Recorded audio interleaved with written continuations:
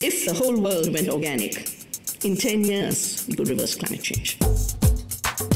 Bienvenue sur Radio Recyclerie, le podcast des idées, des débats et des écologies, à écouter en accès libre sur larecyclerie.com. Pour ce premier épisode de notre 5e saison de podcast, nous parlons géopolitique du climat avec Ami Dahan et Stéphane Aïkout. Bonjour Ami Dahan. Bonjour. Bonjour Stéphane Aïkout. Bonjour. Merci d'avoir accepté cet entretien à la Recyclerie. Dans ce lieu, en 2023, on va questionner notre volonté de changer. Donc l'idée, c'est d'interroger notre capacité, ou peut-être notre incapacité, à lever les blocages qui entravent l'action individuelle et collective.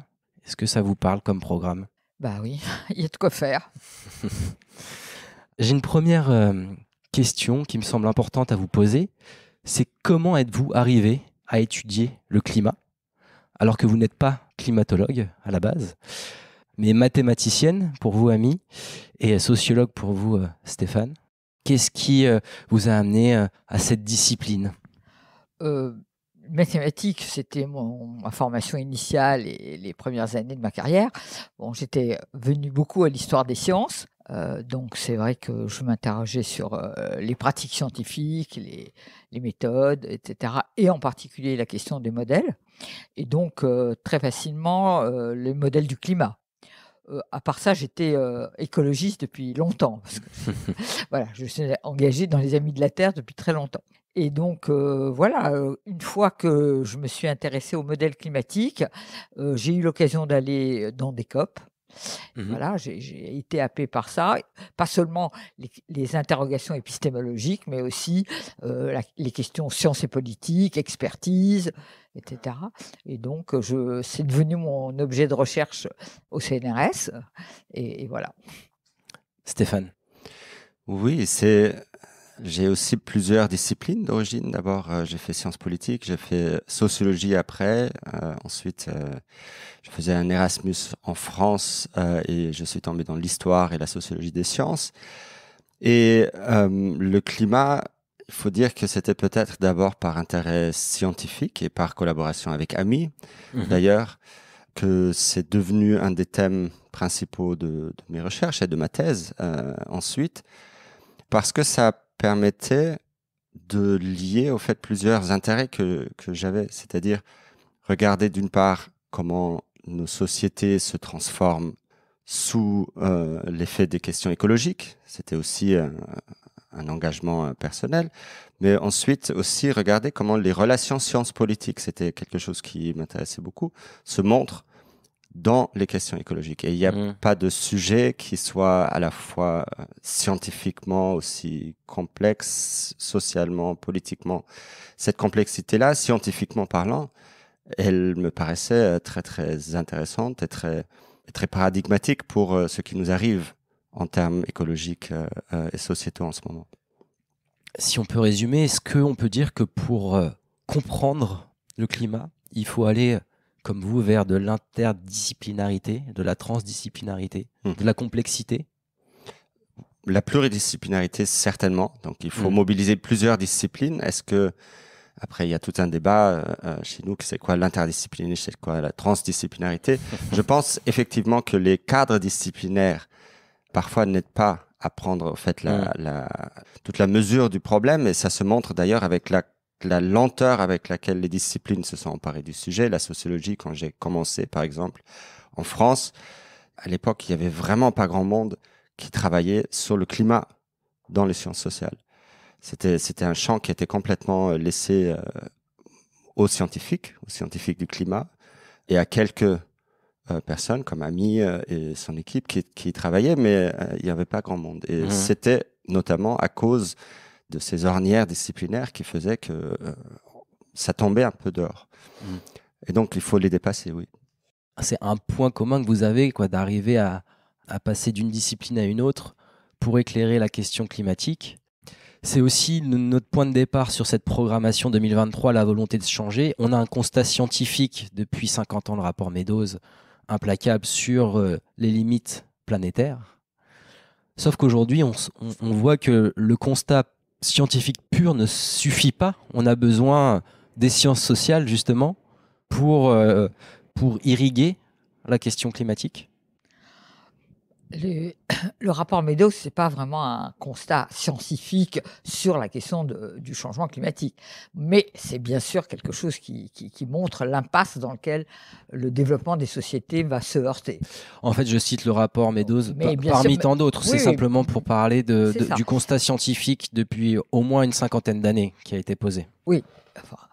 Mais justement, pendant très longtemps, on a pensé qu'on n'avait pas bien assez compris scientifiquement le problème, et même les scientifiques avaient tendance à réagir comme ça. Donc chaque fois qu'il y avait du déni ou du scepticisme et que ça passait pas, les scientifiques durs des sciences dures avaient tendance à dire c'est qu'on n'a pas assez expliqué les enjeux scientifiques. Bon, on sait bien que c'est pas que ça, et que ça a empêché très longtemps qu'on discute d'autres choses, de tout le temps ressasser l'explication scientifique. Ça ne veut pas dire que les questions scientifiques ne sont pas importantes. Bien sûr. Elles sont décisives. Il faut Bien sûr. même s'en emparer, il faut les assimiler, il faut diffuser les enjeux et la question des limites planétaires, c'est sûr que c'est très important. Par exemple, Stéphane. juste un exemple récent, j'étais à une conférence publique en Allemagne du coup, et normalement dans ces conférences publiques, très souvent on invite des scientifiques du climat pour nous dire au fait ce qu'il faut faire, et donc ce scientifique-là, il commençait son exposé par dire, au fait scientifiquement nous savons depuis très longtemps, maintenant il faut agir. Et alors moi j'ai pris la parole après lui. Et mon propos, en fait, j'ai changé mon propos d'entrée pour dire, en fait, je suis en désaccord profond par rapport à ce que vous dites, parce que scientifiquement, si nous voulons comprendre pourquoi nous agissons pas, alors il faut faire de la science, mais des sciences sociales, des sciences politiques. Il faut comprendre pourquoi nous agissons pas. Il suffit pas d'avoir de la connaissance scientifique dure pour pouvoir agir sur le climat. C'est un problème complexe sociétal. Et donc, il faut, en même temps il faut construire les forces politiques, etc., pour agir, mais il faut aussi comprendre comment changent les sociétés, comment se transforment les sociétés, comment changent les systèmes politiques. Alors, on peut voir que votre collaboration est fructueuse. Stéphane, vous l'évoquiez en début d'entretien. Ami vous a amené aussi à ces questions et j'imagine que vous échangez beaucoup. Vous travaillez ensemble au moins depuis 2015 et le livre « Gouverner le climat », un livre dans lequel vous faites ressortir une notion majeure qui est le schisme de réalité. Une notion forte que vous développez aussi, vous n'avez eu de cesse de développer depuis 2015, encore aujourd'hui dans votre dernier article pour la revue Green. Alors, est-ce que vous pouvez revenir sur ce schisme de réalité? Qu'est-ce que c'est que cette notion pour vous? Je veux bien commencer. Le schisme, d'abord, c'est quelque chose qu'on a constaté en suivant les COP, parce que ce livre, c'est quelque chose qui est issu d'un travail commun, mais qui a duré pendant des années. On est allé donc dans les COP à partir du moment où Stéphane m'a rejoint, il est venu aussi, et d'autres étudiants étaient venus. Et donc, on a suivi ce processus onusien de gouvernance, et comme il piétinait et qu'il n'avançait pas, bien sûr, on s'était interrogé de plus en plus profondément, je dirais, en croisant des regards différents, justement, et c'est là qu'on reprend la discussion précédente, c'est-à-dire vraiment pas s'interroger pourquoi, c'est un problème planétaire, c'est très compliqué, quels sont les clivages à l'échelle planétaire à son propos, pourquoi ça fonctionne pas, et quels sont les processus un peu d'aveuglement, je dirais.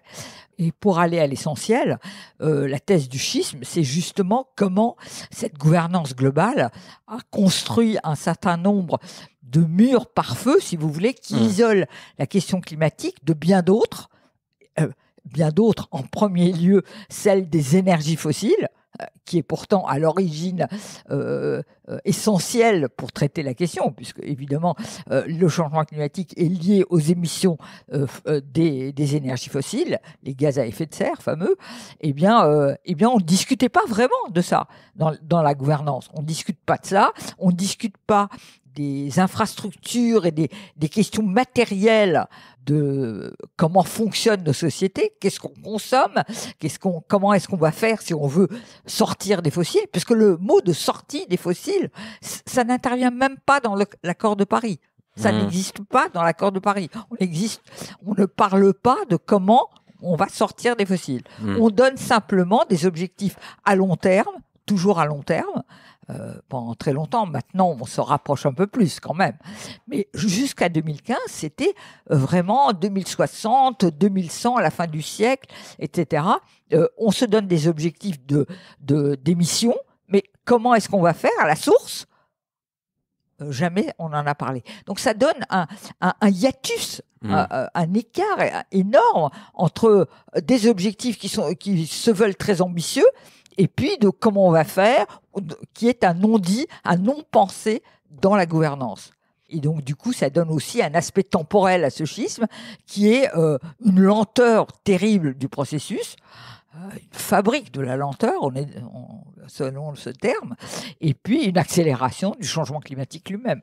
Donc peut-être qu'il y a à la fois un problème dans la manière de poser la question climatique dans les COP, mais aussi un problème dans la mise en œuvre, dans l'action collective pour répondre à ce problème, Stéphane. Oui, totalement. Et je pense au fait que les deux sont liés. C'est d'ailleurs quelque chose qu'on voit souvent quand on regarde la construction des problèmes publics, qui est une façon, en fait, d'analyser comment un problème quelconque devient un problème politique, comment il est traité politiquement, comment il est institutionnalisé, quel type d'instruments politiques sont mis en place.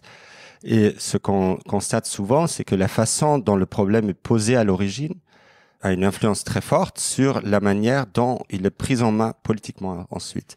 Et donc le climat a été cadré comme un problème d'environnement global à la base. Donc ça c'est venu avec tout un ensemble d'autres problèmes d'environnement, comme le problème des pollutions transfrontalières, le problème de l'ozone, etc. Et on a pensé dans les années 90 de pouvoir le gérer avec les mêmes outils, avec les mêmes institutions, etc.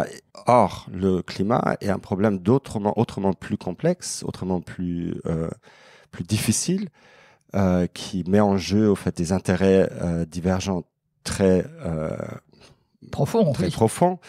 Et donc, au fait, cette construction qui, par exemple, isolait, comme le disait Ami, le régime climatique, ce qu'on appelle le régime climatique, donc les institutions de gouvernance climatique, de tout ce qui concernait l'organisation de la mondialisation économique et financière, donc par exemple les institutions de Bretton Woods, les institutions de commerce international, etc.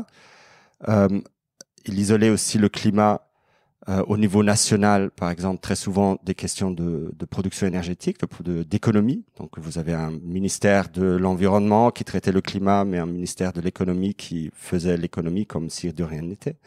Et donc, on retrouvait ces murs par feu partout, au niveau international et au niveau national. Et cela empêchait, au fait, de prendre la mesure du problème et de le traiter vraiment.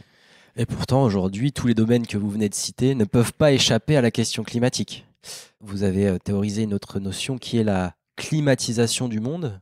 C'est ça pour vous, la climatisation du monde, c'est dire que ce problème qui est un défi majeur pour l'humanité ne peut pas échapper à aucun secteur de notre vie quotidienne et même collective.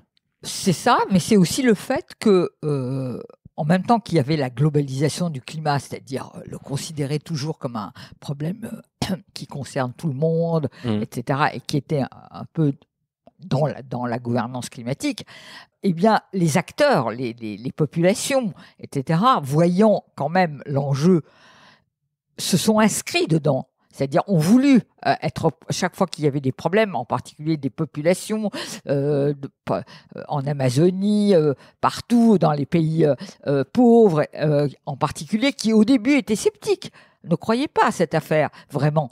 Mais quand même, au fil, d'abord, ils ont éprouvé de plus en plus les dégâts climatiques, parce que ça, le climat, il ne se laisse pas oublier. C'est ça.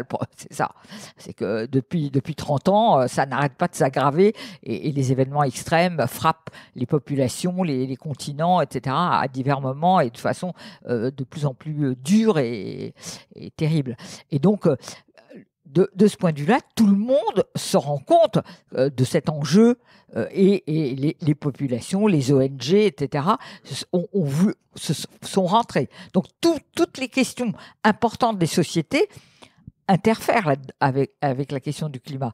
Mais cette climatisation du monde, comme on dit, ça reste, à mon avis, quelque chose, pour le moment, y compris aujourd'hui, je ne dirais pas de superficiel, mais d'une certaine couverture auquel les politiques vont faire appel, sans que profondément elles transforment leur regard sur les problèmes sociétaux, économiques et géopolitiques.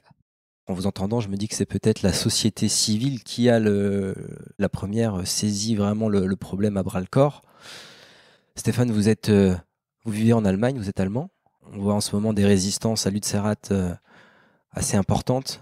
Est-ce que c'est une des clés pour vous, cette résistance ?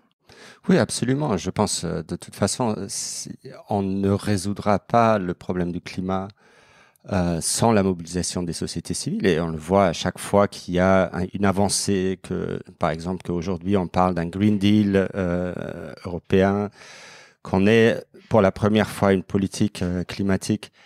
Même si voilà, on peut questionner ensuite quels seront les impacts exacts, mais aux États-Unis, c'est grâce à la mobilisation des jeunes ici, c'est grâce au Sunrise Movement là-bas. Si aujourd'hui en Allemagne on parle d'accélérer la sortie du charbon, c'est grâce à des résistances comme celle à Lützerath. Donc oui, je pense que c'est absolument nécessaire. Et d'ailleurs, c'est en partie maintenant reconnu aussi dans l'arène climatique, et ça fait partie de notre analyse de climatisation. Qu'au fait, cette arène climatique s'est successivement élargie pour inclure, au fait, d'une part, la société civile, des entreprises, des villes, des initiatives locales, et d'autre part, parce que les mouvements sociaux ont découvert l'arène climatique, donc, au fait, les conférences climatiques, comme un endroit clé pour en fait, influer sur le cadrage du problème. Et c'est peut-être finalement une utilité des COP. Est-ce qu'on peut dire ça, puisqu'on voit que les COP ne mènent pas à grand-chose, en tout cas de manière coordonnée d'un point de vue mondial. À quoi servent les COP pour vous ? Nous, on a toujours pensé, en suivant ces COP, que le off avait été extrêmement important. Alors, qu'est-ce que vous appelez le off ? C'est le deuxième cercle, si vous voulez, dans les COP. Le premier cercle étant les négociateurs, les délégations proprement dites. Mais évidemment, selon la gouvernance onusienne, elle admet et elle invite un certain nombre de partenaires à participer. Et en particulier les ONG et un certain nombre de représentants aussi du monde de l'économie qui sont là. Et de fait, après Copenhague, c'est-à-dire en 2009, il y a eu un élargissement. On a accepté, par exemple, les représentants des villes. On a accepté des coordinations de diverses instances à l'échelle internationale à venir participer, etc. Donc là, il y a un deuxième cercle qui est là, qui fait ce qu'on appelle des side events, des événements, qui expose des idées, qui fait débattre aussi. Et ça, c'est très important parce que ça fait monter quand même la conscience des choses dans des organismes et des couches des sociétés civiles mondiales et qui ont pesé et qui ont été très importantes. Stéphane, vous avez quelque chose à ajouter sur cette question ? Oui, je pense, au fait, là on voit peut-être une distinction qu'on peut faire entre une climatisation qu'on pourrait appeler profonde, une climatisation qui transforme, donc le fait de prendre en compte vraiment le climat dans d'autres domaines politiques, dans d'autres domaines sociétaux, d'intégrer, par exemple, des métriques climatiques dans l'évaluation des politiques publiques. Et d'autre part, une climatisation surtout symbolique, au fait, qui reste du vernis, qui reste du greening, qui est du greenwashing, si on veut, et qu'on voit de plus en plus, au fait, être très présente dans les COP. Alors, difficile aujourd'hui de parler de géopolitique du climat sans aborder l'agression de Poutine contre l'Ukraine. On en parlait tout à l'heure, vous avez récemment écrit un article à 4 mains pour la Green, donc une revue scientifique éditée par le groupe d'études géopolitiques. Vous avez écrit en particulier pour un numéro autour de l'écologie de guerre. C'est quoi pour vous l'écologie de guerre ? Ça part du constat, si vous voulez, que dans la situation actuelle, les questions posée par l'agression russe et la remise en cause évidemment très profondément des pays démocratiques provoqués par cette agression et qui réagissent, etc. D'une part, et les questions du climat, qui ne sont certes pas les mêmes, qui ne sont pas strictement les mêmes, ont des plans d'intersection séquents, et qu'il faut agir sur ces plans pour à la fois accélérer, et si l'on peut, la réponse écologique aux questions du climat, et donc se saisir de ce contexte géopolitique pour essayer d'accélérer quoi ? La sortie des fossiles. Et il faut en même temps, parce qu'on ne peut pas ignorer la menace russe sur à la fois l'Ukraine, bien sûr, et tout ce qu'elle subit, comme violence et destruction, qui sont en soi aussi des crimes écologiques, parce que c'est des crimes humanitaires, mais bien sûr aussi des crimes écologiques. Vous imaginez l'évaluation qu'on va faire d'un point de vue climatique de tout ce qui se passe comme destruction et comme déprédation sur le sol ukrainien. Les millions de terres arables qui sont bombardées, absolument, minées. De choses qu'il faudra reconstruire, de ciment, etc. Enfin bon, tout ça est terrible.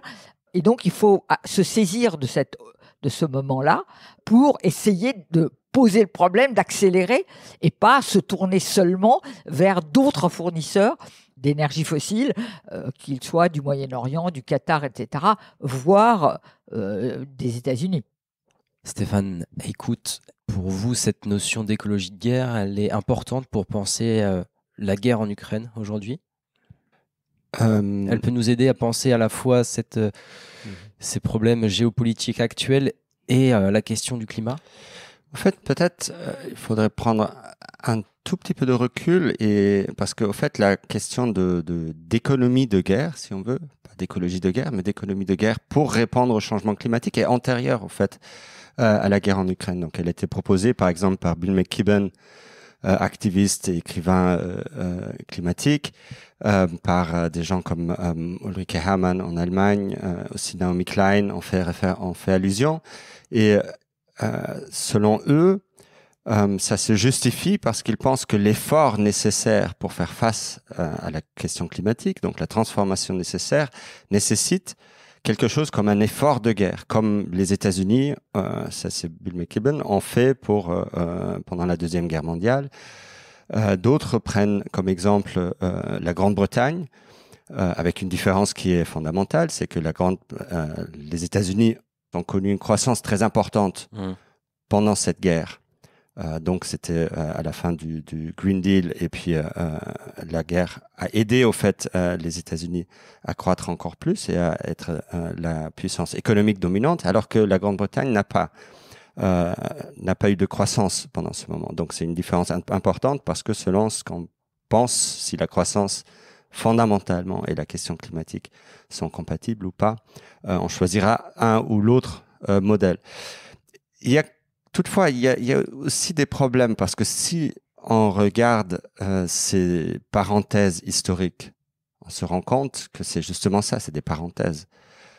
Ce dont nous avons besoin en termes de climat, c'est une transformation profonde, très longue. Alors, est-ce que quelque chose comme un effort de guerre est possible de mettre en œuvre sur la longue durée, jusqu'en 2050, jusqu'en 2100 ? Là, je suis très sceptique. Donc, au fait, parce que l'effort de guerre, c'est toujours caractérisé aussi par une concentration de pouvoir au niveau de l'exécutif, par des efforts très forts de la population, mais où on dit, bon, c'est passager, etc. Or, ce qu'il faut peut-être aujourd'hui, c'est plus que jamais un soutien actif et très fort des populations et des sociétés civiles pour cette transformation, parce que sinon, elle ne durera pas. C'est ça le dilemme fondamental pour moi auquel on fait face aujourd'hui. Mais là, si on revient sur l'invasion de la Russie en Ukraine, nul doute que c'est un événement géopolitique majeur. Alors j'ai une question un peu, on peut dire provocante, mais est-ce qu'on pourrait dire que quelque part, ça pourrait nous permettre d'accélérer la transition hors des énergies fossiles, cette guerre ? Ça devrait. Ça devrait, si il y avait, je dirais, une volonté un peu churchillienne de mobiliser les énergies, de dire de dire un certain nombre de choses aux sociétés civiles, parce qu'on ne peut pas en même temps, selon moi, dire aux sociétés civiles il faut absolument manifester sur le pouvoir d'achat, les retraites, ceci et cela, et mobiliser de façon importante sur l'enjeu majeur aujourd'hui. Alors, bon, je dis ça un peu rapidement, mais c'est profondément le sentiment que j'ai. C'est-à-dire, si on ne dit pas la vérité un peu aux sociétés civiles, c'est-à-dire qu'il y a quand même un choc macroéconomique très important à dessiner et voir comment les sociétés, on va les faire surmonter ce choc macroéconomique et de la façon la plus juste socialement, de façon à ce que les couches les plus défavorisées dans nos sociétés ne portent pas évidemment toute la charge sur elles, mais que ce soit réparti autrement parmi les différentes parties de la société, et en particulier les plus riches, les bénéfices des grandes entreprises, etc. Mais néanmoins, il faut oser parler de cela. Or, aujourd'hui, la plupart y compris d'ailleurs les gouvernements européens, qui sont ceux dont on est les plus proches, ceux dont on pense que c'est sur eux qu'on va s'appuyer. L'Europe est vraiment quelque chose auquel on n'a pas beaucoup de forces sur lesquelles s'appuyer aujourd'hui pour résoudre ce problème à la fois écologique et de démocratie à l'échelle planétaire. Et peut-être que c'est une illusion aujourd'hui de penser qu'une transition, d'un point de vue global, peut être ordonnée, graduelle. On voit qu'il y a des forces sur l'échiquier géopolitique contraires et qu'il faut peut-être entrer dans une forme de confrontation, j'ose le mot. Comment vous voyez ça? Oui, absolument. On se rend compte aujourd'hui que la mutation climatique, que cette profonde transformation à laquelle on fait face, elle se fera dans un monde en crise. Et d'ailleurs, l'agression russe en Ukraine, c'est pas la première. On a vu une succession de crises. Certains parlent de polycrise, donc simultanément. On est encore dans la phase du Covid. Ne l'oublions pas, même si c'est moins visible aujourd'hui, mais on voit encore les effets macroéconomiques, par exemple, sur les chaînes de production, etc. On a vécu la crise financière, la crise de l'euro. L'Europe, au fait, est en crise depuis que je peux penser, si on veut. Et donc, au fait, cette transition ou cette transformation, cette mutation se fera dans un monde en crise. Et donc, tous ces scénarios à long terme où vous avez des trajectoires bien lisses qui descendent à un moment donné, etc., c'est une illusion complète. Il faudra naviguer à vue, sans doute. C'est bien d'avoir des objectifs, bien évidemment. C'est bien pour certaines activités de penser à long terme. C'est pas ça que je veux interdire, mais fondamentalement, il faut avancer là où on peut. Il faut créer les forces, le rapport de force aussi. Nous avons une des choses que nous voulons mettre en avant dans l'article, c'est de dire on a été dans l'illusion qu'on pouvait résoudre le problème du climat tous ensemble. On est tous dans le même bateau, on va faire un accord au niveau mondial avec tout le monde, y compris l'Arabie Saoudite, etc. Je pense que c'est fini. On a cet accord cadre qui vaut ce qu'il vaut, l'accord de Paris, mais maintenant il faut avancer par alliance stratégique sur les points qui sont possibles. Et cela vaut autant au niveau global qu'au niveau d'un pays, qu'au niveau local. Donc il faut avancer là où on peut, là où il y a des opportunités politiques pour arrêter le charbon, pour transiter vers d'autres énergies, pour réduire les dégâts environnementaux là où c'est possible. Alors le titre que vous avez proposé dans cette revue, c'est Boomerang politique. Peut-on encore relever le défi climatique global? Alors je vous laisse répondre à cette question vaste. Est-ce qu'on peut encore relever le défi? Évidemment, je l'espère, mais c'est pas évident du tout que, comme l'a dit Stéphane, on peut pas donner à l'heure actuelle, en tout cas pour ma part, une réponse simple et heureuse de la chose.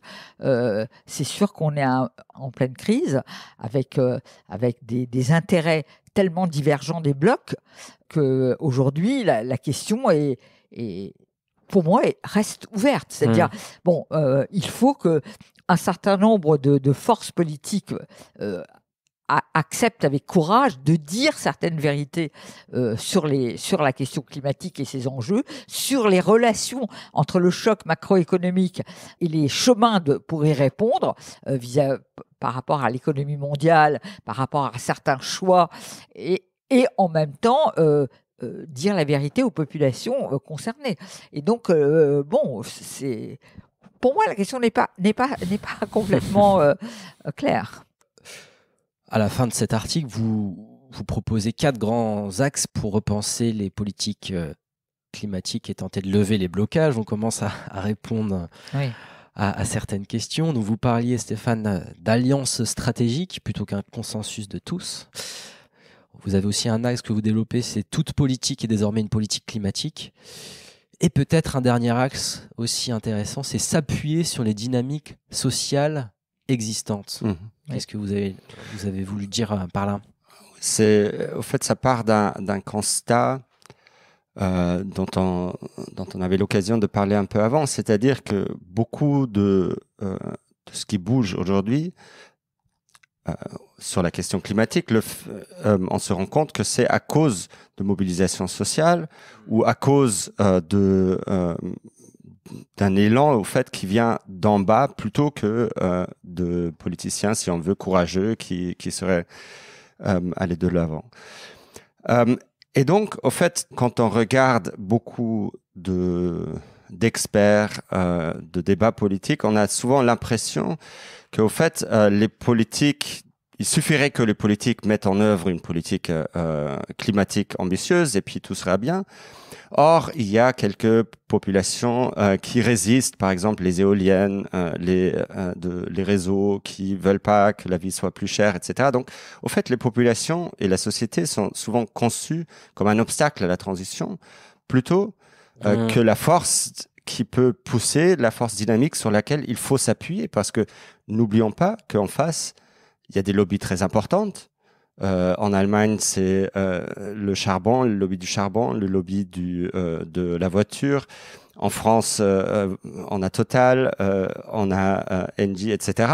Donc, en fait, ces lobbies-là, pour les contrer, il faut construire des forces sociales. Il y a de nouveau ce rapport de force, quoi. Il faut un rapport de force. Et aussi pour inventer, au fait, les innovations, pas seulement technologiques, mais aussi sociales de demain. Et pour les généraliser, il faut là encore des expérimentations sociétales qu'on ne peut pas décréter d'en haut. Donc, au fait, il faut arriver à identifier les forces sociales sur lesquelles s'appuyer. Et je pense aussi aux actions en justice, qui sont un autre mouvement vraiment mondial qui se développe en ce moment contre les entreprises, contre les gouvernements qui ne agissent pas. Et donc, tout ça, toutes ces différentes dynamiques sociales, il faut les identifier, il faut s'appuyer dessus, il faut s'allier avec pour opérer la transition.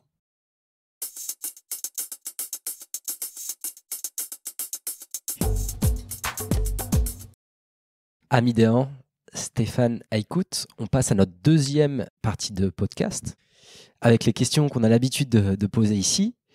Quel a été votre plus grand déclic écologique ? Ami, regarde en l'air.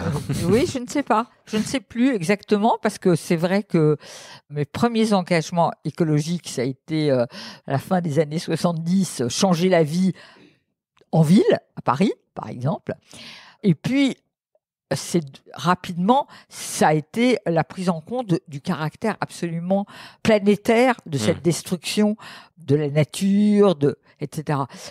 Plus que tel événement climatique. Ensuite, il y a eu des désastres climatiques au début des années 2000. Par exemple, Katrina, on a été très, très, très frappés dans notre groupe par Katrina. Et ça a été aux États-Unis et comment ça avait provoqué des choses à la Nouvelle-Orléans, partout aux États-Unis. Et ça a été le début de mon équipe de sciences sociales sur cette question. Ouais, donc, si on réfléchit de manière globale, j'imagine qu'on va de déclic en déclic, malheureusement. Voilà. Stéphane. Oui, un des déclics pour moi aussi, ça a été effectivement quand je suis venu en France, c'était en 2002, si je m'appelle bien, 2002-2003. Et c'était l'époque, il y avait eu juste avant, au fait, les grandes inondations en Allemagne de la Oder, qui à l'époque, au fait, avait aidé à la première coalition rouge-verte à regagner les élections. Donc, c'était le gouvernement Schröder à l'époque, notamment parce que le changement climatique intervenait dans les élections. Et juste après, 2003, c'était la canicule en France.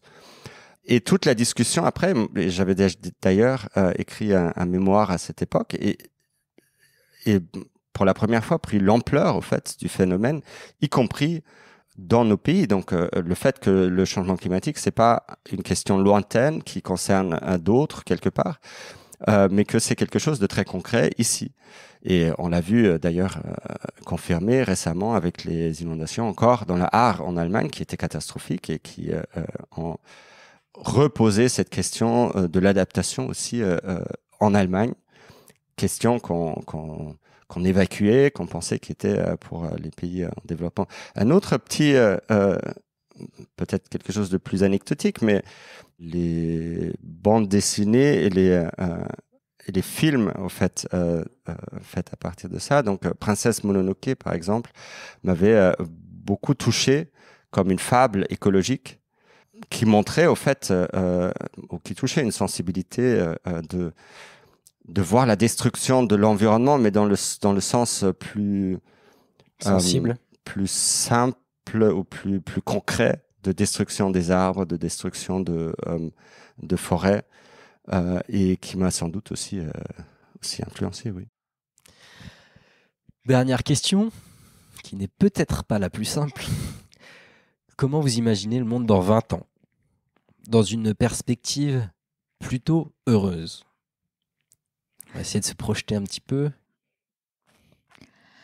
et de dessiner un futur souhaitable. Comment vous l'imaginez, Ami? 20 ans, c'est à la fois loin, mais pas tant que ça.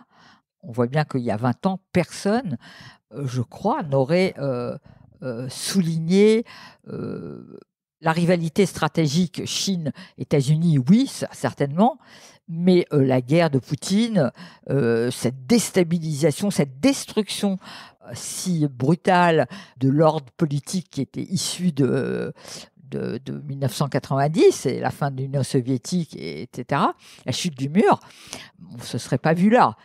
Donc, je suis prudente, je ne sais pas vraiment. Je pense que tout peut arriver dans un sens ou dans un autre, puisque vous me demandez dans une perspective heureuse, je peux imaginer que les pays démocratiques, mais pas seulement, peut-être aussi en Chine. On a eu quand même une société civile qui s'est un peu exprimée à la fin du Covid, où à la fin on en a eu marre de cette gestion terriblement autoritaire et difficile qu'on lui a fait vivre pour la crise et voilà, qui aspire à un autre mode de vie.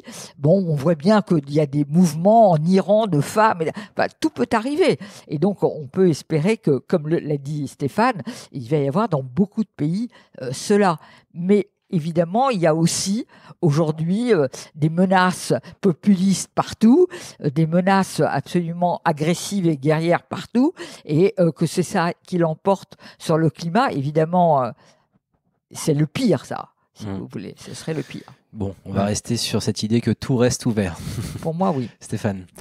Oui, je vais essayer d'aller peut-être un peu plus loin dans l'image positive du futur.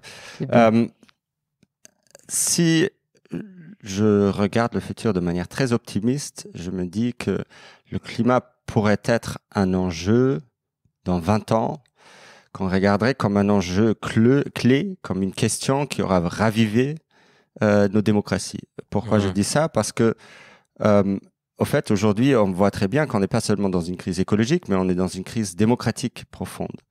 Cette crise démocratique, elle a plusieurs aspects. Je ne vais pas rentrer dans le détail, mais disons qu'un des aspects, c'est les questions les citoyens ne sentent pas que leur participation est souhaitée vraiment.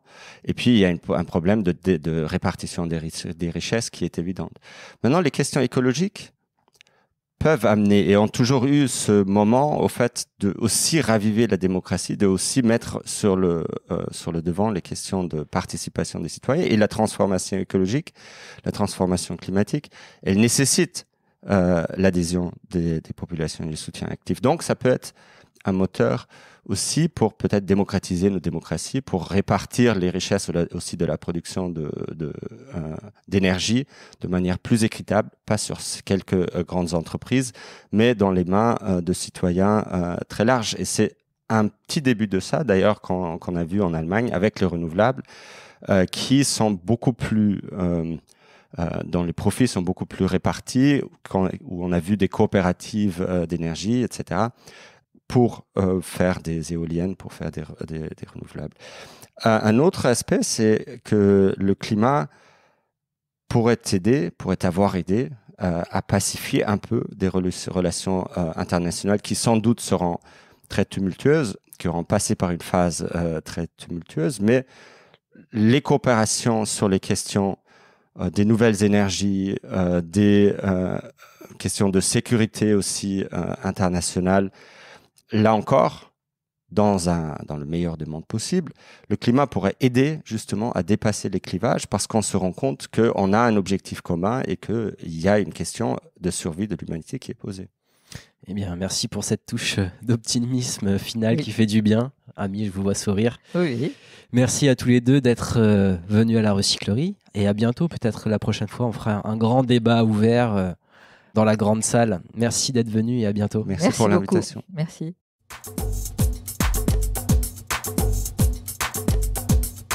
If the whole world went organic, in 10 years, we could reverse climate change. Toutes nos émissions sont disponibles en podcast sur larecyclerie.com. Oui, mais est-ce que si moi je fais un truc tout seul, ça sert à quelque chose ?